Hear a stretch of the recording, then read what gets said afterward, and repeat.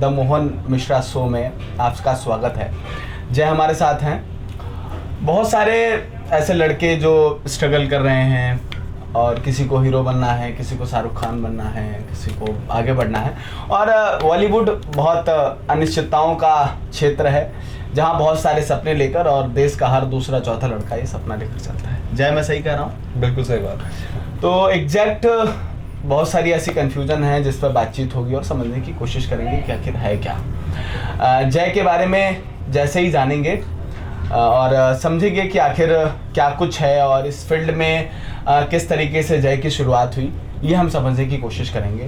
जय, आपका स्वागत है द मोहन मिश्रा शो पर। कैसा महसूस कर रहे हैं इस वक्त? कोरोना काल के बाद देश सुधर रहा है, लेकिन सबसे ज़्यादा अगर असर पड़ा है तो मुझे लग रहा है कि बॉलीवुड पर इसका असर पड़ा है।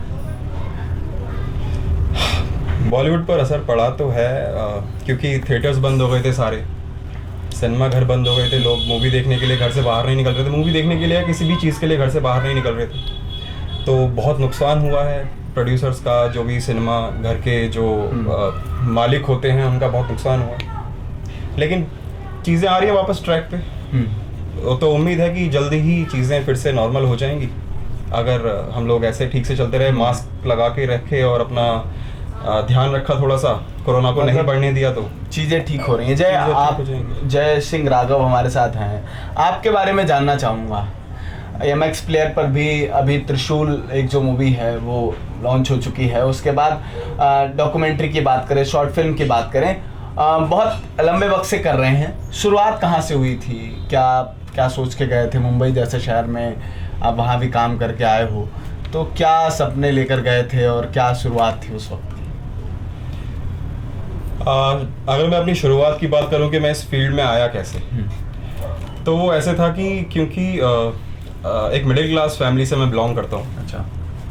तो हमारे लिए इस तरीके की चीज़ें बड़ी ही बहुत दूर के होते हैं ना, ढोल सुहावने लगते हैं और बड़ी लंबी दूर की कौड़ी, जिसको हम हमारे पुराने जो कहते हैं कि एक मिडिल क्लास लड़के के लिए दूर की कौड़ी की तरह ये एक ड्रीम होता है, सपना होता है। लेकिन क्योंकि ये फील्ड ऐसी है कि आज की डेट में हर कोई जाना चाहता है। आज मुंबई में हज़ारों एक्टर्स उतरते हैं, हज़ारों की तादाद में एक्टर्स आते हैं, एक्टर्स बनने के लिए आते हैं, लेकिन कुछ ही होते हैं जिनको उनका मुकाम मिल पाता है, मंजिल मिल पाती है।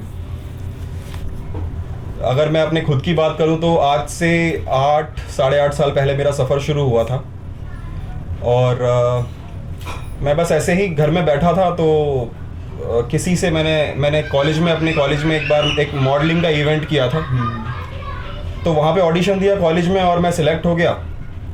तो जो हमारे सीनियर थे, हमारे जो ट्रेनर थे, उन्होंने कहा कि ठीक है, तुम ऐसे रैंप पे चलो, अगर तुम इस ऑडिशन को क्लियर करते हो तो कल तुम्हारा इस तरह से जो इवेंट है उसमें तुम सेलेक्ट हो जाओगे। तो मैंने कोशिश की, मैं सेलेक्ट हो गया और इवेंट हुआ तो उसमें भी अच्छा रिस्पांस मिला, लोगों ने तारीफ़ की, बहुत अप्रिशिएट किया मुझको। तो थोड़ा सा ऐसा लगा कि यार ये फील्ड भी है जिसको एक्सप्लोर किया जा सकता है। ऐसा कुछ सोचा नहीं था कि यही करना है, इसी में जाना है, क्योंकि हम लोगों के क्या सपने होते हैं कि भाई डॉक्टर बन जाओ, इंजीनियर बन जाओ, पुलिस में चले जाओ, आर्मी में चले जाओ। हम लोगों के ज़्यादातर यही सपने होते हैं। सोचा क्या था, मतलब एकदम से कहाँ से आ गया कि नहीं एक्टिंग में ही जाना है? मैं जब कॉलेज में था तो हमारे एनसीसी के एक हमारे सीनियर थे, तो वो एनसीसी में SCO सीनियर अंडर ऑफिसर होने के साथ साथ ये इवेंट्स भी करते थे। अच्छा। तो दयाल सिंह कॉलेज की बात मैं आपको बता रहा हूँ, दयाल सिंह कॉलेज में था मैं, तो उन्होंने ये इवेंट किया था तो मैं उसमें ऑडिशन दिया और मैं सिलेक्ट हो गया। तो जब वो इवेंट भी हुआ तो लोगों ने मुझे बड़ी सराहना की, काफ़ी अप्रिशिएट किया, तो वो एक कॉन्फिडेंस आना शुरू हुआ और ऐसा लगा कि यार ये फील्ड भी एक्सप्लोर की जा सकती है। अच्छा। क्यों ना ट्राई किया जाए। उसके बाद मैंने नेट पे सर्च मार के छोटे छोटे इवेंट्स को देखना शुरू किया, मॉडलिंग इवेंट्स होते थे, तो बहुत लोगों ने बड़ा कि भाई इतनी 1000 रुपये रजिस्ट्रेशन फ़ीस है, 1500 रुपये रजिस्ट्रेशन फ़ीस है, आप ये पैसा दीजिए और इसके बाद आप ये रजिस्ट्रेशन फ़ीस दीजिए और इसके बाद आप हमारा इधर इवेंट में आप आ सकते हो, आपकी एंट्री हो जाएगी। तो शुरुआत में ऐसा किया भी उनको रजिस्ट्रेशन फीस देकर मैं जाता था वहाँ पे, और उनके छोटे छोटे इवेंट होते थे, होर्डिंग लगा के रखते थे, वो रैंप वॉक कराते थे कि भाई आपके कुछ एक्स्ट्रा टैलेंट भी है, कोई गाना आता है, कोई डांस आता है, ऐसा कुछ करके बताओ। तो मुझे थोड़ा सा सिंगिंग का भी शौक है, तो हल्का सा मैं सिंगिंग भी अपना वहाँ पे कर लेते थे। तो कि हाँ ठीक है, अब तुम सेलेक्ट हो गए हो, अब तुम गोवा जाओगे, तुमको 10,000 रुपये अपनी फीस देनी पड़ेगी। तो उस वक्त क्योंकि नॉलेज नहीं थी तो हम फंसते चले जाते थे कि अच्छा ऐसा होता है, वैसा होता है, शायद यही एंट्री पॉइंट है इस चीज़ के लिए। तो क्योंकि अब फिर वही घूम फिर के बात आ जाती थी कि पैसा कहाँ से आए, पैसा कहाँ से लाएंगे भाई, 10,000 रुपये एकदम से फीस मांग रहे हैं। क्योंकि नहीं होता है कि पेरेंट्स आपको ऐसे एकदम से कि आप पढ़ाई से हटके कोई चीज़ को कि भाई नहीं मैं पढ़ाई नहीं कर रहा, मैं तो मॉडलिंग करूंगा और मेरे को उसके लिए 10,000 रुपये दे दो, 15,000 रुपये दे दो, तो नहीं देते पेरेंट्स, ऐसे नहीं होता है। तो वो चीज़ समझ में भी आती है। तो मैंने क्या किया फिर, मुझे किसी ने सजेस्ट किया कि ना थिएटर ग्रुप्स होते हैं, क्योंकि मैं दिल्ली में ही पला बड़ा जन्मा, तो मैंने सर्च मारना शुरू किया कि थिएटर ग्रुप्स को सर्च करते हैं। तो दिल्ली में बहुत सारे थिएटर ग्रुप्स आए, वहाँ पे उनको फ़ोन पे बात करते थे, तो कि भाई इतने लाख रुपए फीस है आपकी, और इतना लाख रुपए दोगे तो आपका इतने महीने का सर्टिफिकेट कोर्स है, इतने महीने का डिप्लोमा कोर्स है, इस तरह से। तो मुझे मेरे फादर ने, क्योंकि उन्होंने देखा कि मेरा इंटरेस्ट है उधर और मैं लगा रहता हूँ, सर्च करता रहता हूँ, तो मेरे फादर ने मुझे बताया कि उनके ऑफिस में कोई लड़का आता है और वो किसी थिएटर ग्रुप से है। तो आज मैंने उससे बात करी थी, तो उसने बोला था कि आप बोलना अस्मिता थिएटर ग्रुप दिल्ली का, तो उसको सर्च करेगा आपका बेटा। और मैंने वो अस्मिता थिएटर ग्रुप जब सर्च किया तो मैंने उनको फ़ोन किया। अब मैंने फ़ोन किया तो उन्होंने बहुत कोई मुझ में इंटरेस्ट दिखाया नहीं, कुछ एंटरटेन ज़्यादा किया नहीं। उन्होंने कहा ठीक है वर्कशॉप होगी तो बता देंगे। मैंने कहा यार ठीक है। फिर मैंने 15 दिन बाद कॉल किया, अभी कुछ नहीं चल रहा, चलेगा तो बता देंगे, मैसेज आ जाएगा तुम्हारे पास। अब क्योंकि मेरे लिए नया था, आप किसी इंस्टीट्यूशन में फ़ोन करो तो वो आपको बार बार कॉल करते हैं, कॉल बैक करते हैं। वो नहीं कर रहे थे कि सर आपने एनरोलमेंट के लिए कॉल किया था, आप आए नहीं, आपने एनरोलमेंट के लिए कॉल किया था, आप आए नहीं। तो मुझे लगा कि यार बंदे बुलाते हैं और ये है कि कह रहे हैं कि अभी वर्कशॉप नहीं चल रही है, अभी कुछ चल नहीं रहा है, बता देंगे। मैंने कहा ये चक्कर क्या, मतलब इतना डिफरेंस कैसे।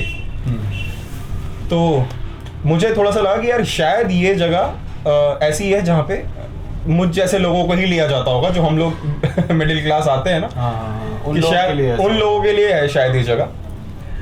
तो मैंने इंतज़ार किया। अचानक से एक दिन मैं बैठा हुआ था, ऐसे ही टीवी वगैरह देख रहा था, तो मेरे फ़ोन में नोटिफिकेशन आती है कि इतनी तारीख को इतना शो है, आप आओ देखो, और फिर उसके बाद मीटिंग होगी, वर्कशॉप के लिए बता दिया जाएगा।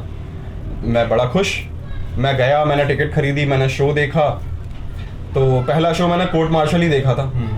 तो कोर्ट मार्शल शो है एक स्वदेश दीपक जी का, अच्छा, उसको मैंने देखा श्रीराम सेंटर मंडी हाउस में। उसके बाद हमारी मीटिंग हुई, उन्होंने बता दिया कि ऐसे ऐसे आपकी वर्कशॉप है, इतना आपका फीस है। उनकी फीस भी ऐसी मिनिमल थी कि एक हम जैसा मिडिल क्लास बच्चा जो सोचता है कि भाई 6 लाख रुपए 2 महीने के 3 महीने के दे के सर्टिफिकेट मिलेगा। मतलब सबसे ज़्यादा अगर इम्पैक्ट रहा तो ये मुश्किल होता है कि जब हम स्टार्टिंग कर रहे हैं, हाँ, तो उस दौर में हम कैरियर ऑप्शन कैसे चूज करें, और बहुत सारी चीज़ें होती हैं कि किस दिशा में जाना है, और फिर ये चूज करना मुश्किल होता है कि यार हम यहाँ जा रहे हैं, यहाँ 10,000 भी दे रहे हैं, तो इन्वेस्टमेंट ये सफल होगी कि नहीं होगी। ये बहुत अनप्रेडिक्टेबल है फील्ड ना, आपको अगले पल नहीं पता क्या होता है। और तो वहाँ से वो जर्नी मेरी शुरू हुई, मैंने ज्वाइन किया, मुझे बहुत इंटरेस्ट आने लगा, जैसा वहाँ पे मुझे बताया जाता था मैं करता था। तो उसी दौरान मैंने बहुत सारी बुक्स पढ़ी, बहुत सारी वर्ल्ड सिनेमा जिसको कहते हैं हम, देश विदेश का सिनेमा, वो देखा, समझा, जाना, डायरेक्टर्स, अलग अलग एक्टर्स। तो वो करते अपना धीरे धीरे वर्कशॉप, जब कुछ साल हो गए तो कुछ छोटा ट्रेन करना शुरू किया। तो वहाँ से वो स्टेज के नाटक किए, नुक्कड़ नाटक किए बहुत सारे, दिल्ली से बाहर, अपने हमारे पैन इंडिया में अलग अलग शहरों में। तो वो कॉन्फिडेंस बिल्ड होता चला गया, एक्टिंग की समझ बढ़ती चली गई, हमारे जो हिंदी लिटरेचर है, इंग्लिश लिटरेचर है, उसकी समझ बढ़ती चली गई कि हिंदी राइटर्स ये हैं, चाहे मुंशी प्रेमचंद जी हों, चाहे आपके जयशंकर प्रसाद जी हों, रामधारी सिंह दिनकर जी हों, मंटो हों। तो इन सब राइटर्स को जब पढ़ना शुरू किया, असगर बजाज जी हैं, तो ये समझ का विकास होना शुरू हुआ कि भाई ये कहानियाँ होती हैं, ऐसे कहानियाँ होती हैं, गोदान है। आपका हमने शुरुआत की थी पंचतंत्र की कहानियों से, क्योंकि छोटी छोटी होती हैं और हर स्टोरी में ना एक मोरल होता है कि एक लास्ट में मैसेज देके जाती है कि आपको आज भी रेलिवेंट है, कि आपको अपनी ज़िंदगी ऐसे जीनी चाहिए और ऐसे बच के रहना चाहिए, इस तरह से चलना चाहिए। तो वो बहुत सारी ऐसी चीज़ें थी जिन्होंने समझ का धीरे धीरे धीरे विकास किया। तो वो होता रहा। उसके बाद देन मुंबई का सफ़र हमने सोचा कि भाई अब आगे मुंबई निकलना चाहिए, मुंबई के तरफ बढ़ना चाहिए, क्योंकि 100% रुझान इधर हो गया था कि यही करना है। तो मुंबई में फिर कहाँ काम किया, क्या शुरुआत थी, किस तरीके से?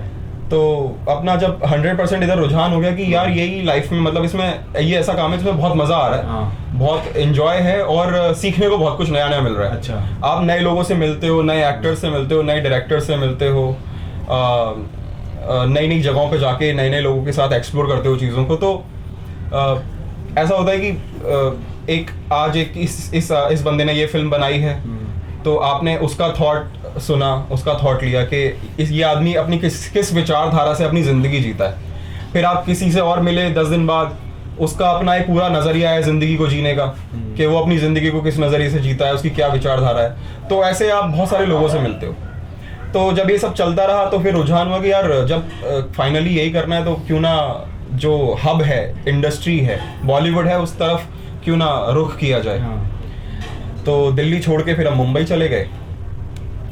मुंबई जाके ऐसा होता है कि वो नया नया शहर है, तो लगता है कि यार घर की भी याद आती है, थोड़ा सा रहता है। मैं तो होम सिक रहा हूँ थोड़ा सा, कि मैं अपने कैंप्स वगैरह में भी जाता था एनसीसी के, तो वहाँ पे भी ना 4 दिन बाद ऐसा लगता था कि घर कब जाने को मिलेगा, घर की याद आ रही है। तो मैं पहली बार अपना घर, ये अपनी सिटी को छोड़ के बाहर निकला। अच्छा, अब निकले हैं तो वहाँ पे जो सबसे ज़्यादा मेरे को, जैसे अभी फ़ोन आते हैं बहुत सारे जो मेरे साथ जुड़े रहे थिएटर को इसमें, इस फील्ड में, कि भैया हमारे लिए कोई रूम देख लो मुंबई में, या कोई नंबर दे दो, कोई कांटेक्ट दे दो, जिससे हम किसी इधर उधर फील्ड में, कास्टिंग की, प्रोडक्शन में, असिस्टेंट डायरेक्शन में किसी में चले जाएं। तो वहाँ पे क्या है कि सबसे ज़्यादा जो मुंबई में जाके प्रॉब्लम होती है वो है आपका रहना, खाना और आपका रेंट निकालना। हाँ, वो कैसे होता था मैनेज? तो वो ऐसे होता था कि मैं जब मुंबई पहुंचा तो पार्ट टाइम जॉब की, रात में जॉब करता था, दिन में थिएटर करता था, ऑडिशंस देता था, और कुछ वॉइस ओवर जो हमारी फिल्म्स के अंदर जो पीछे बैकग्राउंड में डबिंग चलती है ना, जो साउथ इंडियन को हिंदी में देखते हो आप, या किसी कार्टून फिल्म में किसी एनिमेटेड कैरेक्टर की आवाज़ सुनते हो, तो वो वॉइस ओवर चलता था। तो मैंने उनके लिए धीरे धीरे ऑडिशन दिया। शुरुआत में प्रॉब्लम हुई थी, मैं जब गया, मैंने रूम देखा, मेरे कुछ दोस्त यार थे वहाँ पे जो ऑलरेडी मुंबई में सेटल थे, उनसे बात की, उनसे पूछा भाई कोई रूम है सस्ता सा दिलवा दो। तो कुछ वर्सोवा विलेज नाम की एक जगह है मुंबई में, तो वर्सोवा विलेज नाम की जगह है, वहाँ पे आपको 5-6 हज़ार रुपये में एक सोने के लिए जगह और किचन आपको मिल जाता है। अच्छा। आप शेयरिंग बेसिस पे, जैसे अगर 3 लोग रह रहे हैं और 15,000 रुपये फ्लैट का किराया 1 BHK का, तो आप 5,000 रुपये देके वहाँ 3 बंदे आराम से रह लेते हैं। आराम से। तो वर्सोवा विलेज का मैं इस तरह से आप वहाँ पे जाके अपना सेटल रेंट दे के वहाँ रह सकते हो। तो इस तरह से वहाँ मैंने भी रूम लिया विलेज के अंदर। तो दिल्ली के थे एक दो लोग नए थे, तो हम 2-3 लोग वहाँ उस फ्लैट में रहते थे। तो अपना पूरा दिन निकलते थे बैग में कपड़े भर के, कि भाई ये फॉर्मल ड्रेस है, ये एथनिक ड्रेस है आपकी, कुर्ता पजामा टाइप का, और ये आपके पैंट शर्ट है फॉर्मल। तो इस तरह से बैग में डाल के सामान हम निकलते थे। अच्छा। ऑडिशन के लिए कि, और पूछते थे कि कोई ऑडिशन चल रहा है, जगह जगहों पे जाके, बहुत सारे कास्टिंग ऑफिसेज हैं वहाँ पे आराम नगर करके एक जगह है जहाँ पे ऑलमोस्ट सारे कास्टिंग के ऑफिसेज हैं, बड़े बड़े जो मूवीज़ के अंदर आप देखते हो जो कास्टिंग करते हैं उनके ऑफिसेज हैं। तो वहाँ जाते थे कि भाई ऑडिशन चल रहा है, लाइन लगी रहती थी, लंबी लंबी लाइनें लगी रहती थी। तो कि नहीं यार, you are not fit, you are fit, you are not fit. तो वो हमारे अपीयरेंस के हिसाब से, हमारे जो हम जैसा हम दिख रहे हैं उसके अकॉर्डिंग वो हमको फिट और नॉट फिट कर देते थे कि तुम इस कैरेक्टर में जाओगे या इस ऑडिशन के लिए फिट हो या नहीं। तो हम सुनते थे नॉट फिट, तो हम निकल आते थे। फिट तो हम लाइन में लग के इंतज़ार करते थे कि ठीक है अब हमारा नंबर आएगा।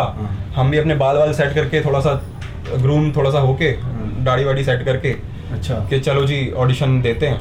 फिर वहाँ से स्क्रिप्ट मिलती थी, स्क्रिप्ट पढ़ के अपना ऑडिशन दे दिया, सिलेक्ट हो जाते थे तो फ़ोन आ जाता था, नहीं होते थे तो नहीं आता था। तो इस तरह से करके हमारा वो पूरा दिन निकलता था।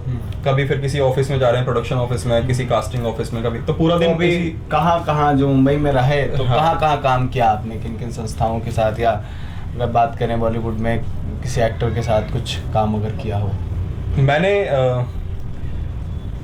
कुछ फेस्टिवल फिल्म्स की। अच्छा। जो फिल्म्स बनती हैं फेस्टिवल्स के लिए, वो फिल्म्स की मैंने, कुछ सीरीज में और कुछ हमारी हिंदी फिल्म्स में वॉइस ओवर किया। अच्छा। डबिंग की उनमें। और थिएटर था हमारा। अच्छा। तो फ्रीलांस भी करता था, और अपना जो थिएटर था हमारा, जिससे मैं दिल्ली से भी जुड़ा हुआ था, अस्मिता, वो भी करता था, वहाँ सिखाता भी था, वहाँ वर्कशॉप लेता था। तो मुंबई की जर्नी बस ऐसे ही चलती थी। तो रात में जॉब, अपना एयरपोर्ट पे मैं जॉब करता था एक बुक स्टोर में जॉब करता था। दिन में वहीं से अपना फ्रेश होके अपना कपड़े वगैरह चेंज करके सब, क्योंकि बैग साथ में ही रहते थे सारे। अच्छा। तो वहाँ से चेंज किया और निकल गए नुक्कड़ नाटक के लिए, या किसी ऑडिशन के लिए, या किसी से मिलने के लिए, किसी डायरेक्टर से, किसी कास्टिंग वाले से। तो इस तरह से वो जर्नी मेरा जो 2-2.5 साल मेरे मुंबई में कटे, वो इस तरह से कटे। अच्छा। लोग मिलते थे, अच्छे भी मिलते थे, अच्छे ज़्यादा मिले।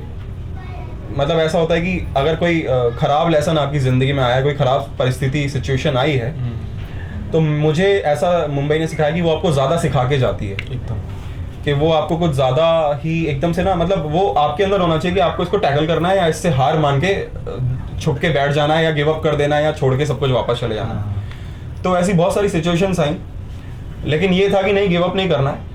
ठीक है, आइए तो इसको भी झेल लेंगे, कोई बात नहीं। क्या कंक्लूजन है 8.5 साल का? क्या लगता है कि बहुत सारे अभी भी कुछ ऐसे लड़के हैं जो 12th से ही सपना पाल लेते हैं कि यार बॉलीवुड में जाना है, इस तरीके से करना है, लेकिन बहुत मुश्किलें हैं, ये सब कुछ आसान नहीं है। क्या किस तरीके से देखते हो कि जो तुम्हारा आपका जो सफ़र रहा है उसको एज ए कंक्लूजन, जो अभी भी आप चीज़ें कर रहे हैं, तो क्या कंक्लूजन है कि एज ए बिगनर कोई नया लड़का इतना स्ट्रगल करना और फिर सारी चीज़ों को मैनेज करना कितना मुश्किल होता है?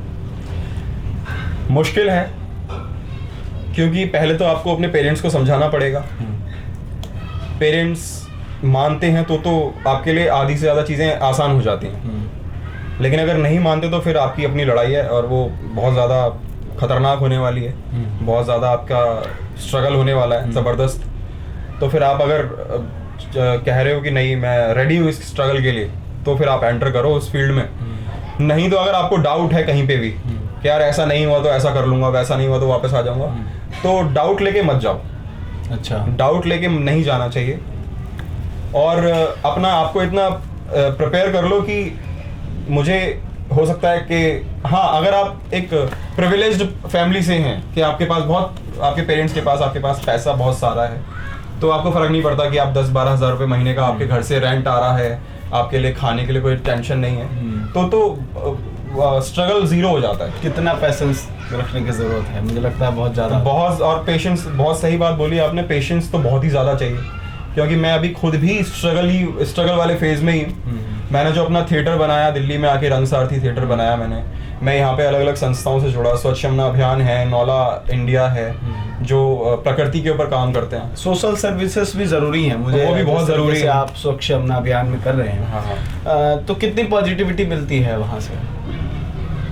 पॉजिटिविटी ऐसी है कि अगर आप एक्चुअली ऐसा होता है कि अगर क्रिएटिव फील्ड में आप हैं, तो क्रिएटिव फील्ड में अगर आप हैं तो आपको स्पिरिचुअली एक्टिव होना पड़ेगा, आपको एक माध्यम बनाना पड़ेगा ऐसा जिससे आप पॉजिटिविटी लेते रहें। अब वो कुछ भी हो सकता है दूसरे की मदद करके आपको खुशी मिलती हो सकता है आपको सुबह मॉर्निंग वॉक करके खुशी मिल रही है कि आप मॉर्निंग वॉक पर जा रहे हैं और किलोमीटर पैदल चल रहे हैं, और आप वहाँ ना अपने अंतर्द्वंद में लगे हुए हैं कि यार कल ऐसा हुआ वैसा हुआ, भगवान यार ऐसा नहीं होना चाहिए, मुझे इससे लड़ने की ताकत दो। या आपको परेशानी होती है तो आप मंदिर में जाके हाथ जोड़ते हैं, आप किसी भी अपने जिस भी भगवान को मानते हैं आप वहाँ जाते हो, आप हाथ जोड़ते हो, सर झुकाते हो और उनको बोलते हो कि मुझे इस चीज़ से लड़ने के लिए ताकत दो, कि मैं गिव अप ना करूँ, मुझे शक्ति मिले, मैं स्ट्रगल करूँ, मैं इस चीज़ को ओवरकम कर दूँ, इससे निकल जाऊँ।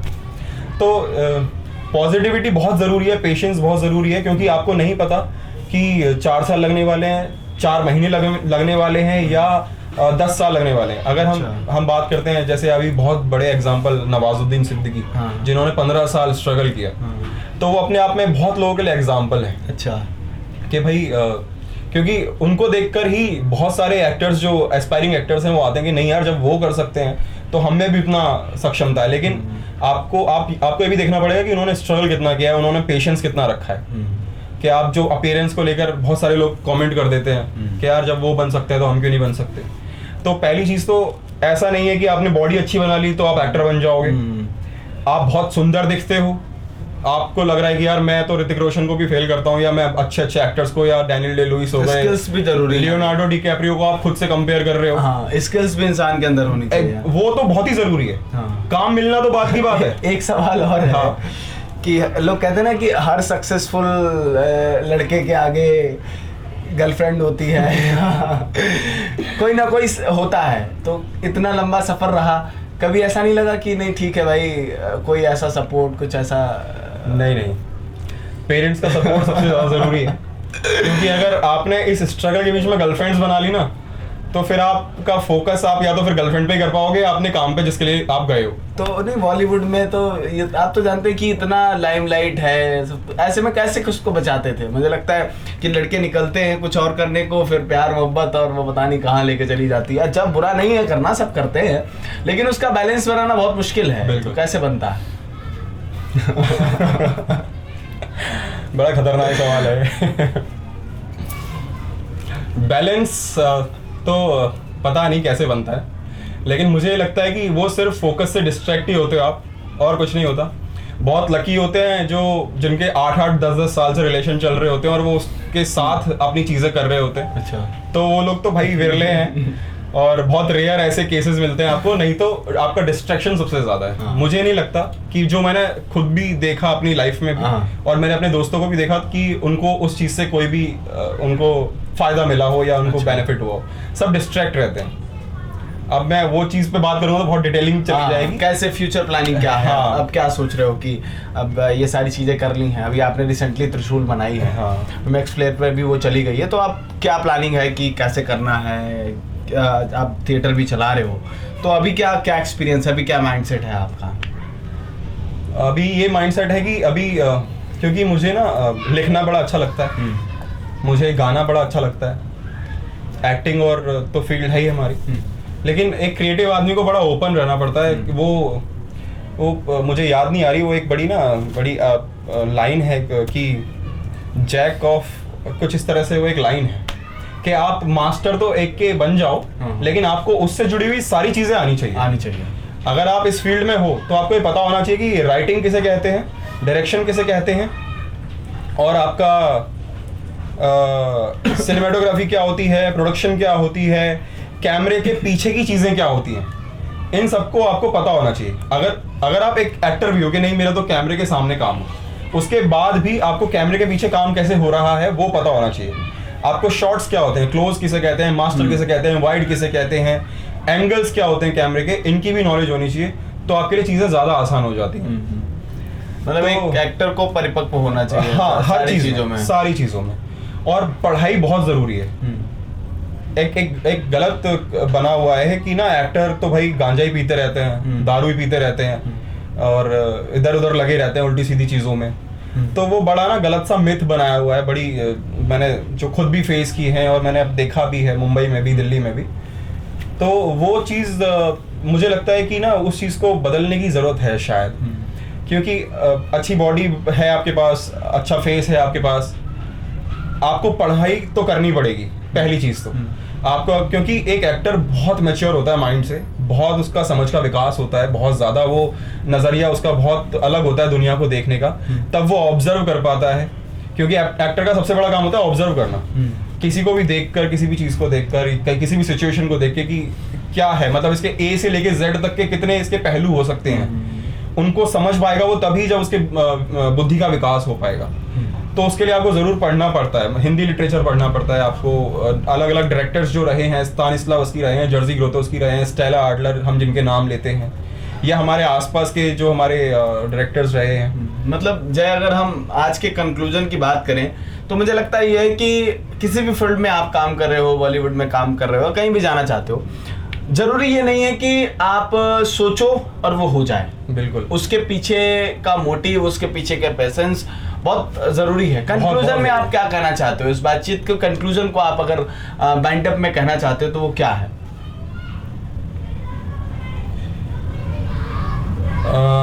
मैं अगर इसको वाइंड अप करूं तो मैं यही कहूंगा कि मुश्किल कुछ भी नहीं है।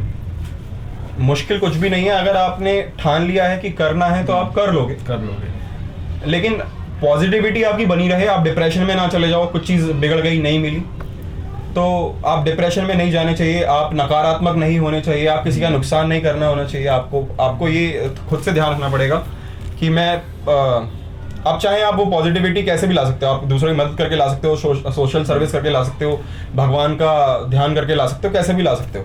तो मुश्किल कुछ भी नहीं है, ठान लिया है तो आप लगे रहो। आज नहीं तो कल चीज़ें ठीक होना शुरू हो जाएंगी। और पढ़ना बहुत ज़रूरी है, नई समझ का विकास, अपना वर्ल्ड सिनेमा को जानना बहुत ज़रूरी है। हमारे पीछे की जो चीज़ें, इतिहास रहा है थिएटर का, सिनेमा का, उसके बारे में पता होना बहुत ज़रूरी है। हिंदी सिनेमा की शुरुआत, हिंदी सिनेमा कैसे डेवलप होता चला गया है पिछले कुछ सालों में, 10-20 सालों में जो हिंदी सिनेमा का विकास हुआ है। बहुत सारे लोग, मुझे लगता है कि जो इस फील्ड में आगे बढ़े हैं या स्ट्रगल कर रहे हैं, उनके बारे में जानना बहुत ज़रूरी है। अमूमन हम देखते हैं कि बहुत सारे इंटरव्यूज आपको सोशल मीडिया प्लेटफॉर्म पे मिल जाएंगे, यूट्यूब पे मिल जाएंगे, लेकिन आपको उस सीरीज तक हम आपको पहुंचाने की कोशिश करेंगे जो आज भी कुछ हद तक सफल हुए हैं और कुछ हद तक सफलता के लिए संघर्ष कर रहे हैं। जरूरी नहीं है कि सफल होना ही जरूरी है, जरूरी यह है कि आप जिस दिशा में काम करना चाहते हैं, अगर आप सफल होना चाहते हैं, अगर आप उस दिशा में काम करने लगें तो आज नहीं तो कल, अगर आप धैर्यवान हैं, अगर आपके अंदर पैशंस हैं, तो डेफिनेटली आप एक दिन जरूर सफल होंगे।